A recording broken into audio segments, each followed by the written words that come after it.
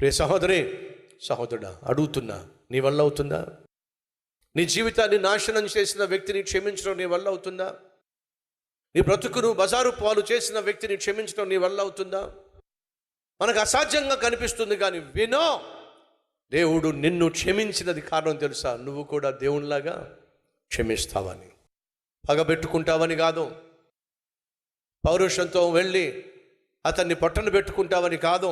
ఈరోజు మనలో కొంతమంది అత్తను క్షమించలేని కోడళ్ళు ఉన్నారు, కోడళ్ళని క్షమించలేని అత్తలు ఉన్నారు, అన్నలు క్షమించలేని తమ్ముళ్ళు ఉన్నారు, తమ్ముడిని క్షమించలేనటువంటి అన్నలు ఉన్నారు, చెల్లెని క్షమించలేనటువంటి అక్కలు ఉన్నారు, అక్కలు క్షమించలేనటువంటి చెల్లెళ్ళు ఉన్నారు, భర్తను క్షమించలేని భార్యలు, భార్యను క్షమించలేని భర్తలు, బిడ్డలను క్షమించలేని పేరెంట్స్ని క్షమించలేని పిల్లలు మన మధ్య లేరంటారా?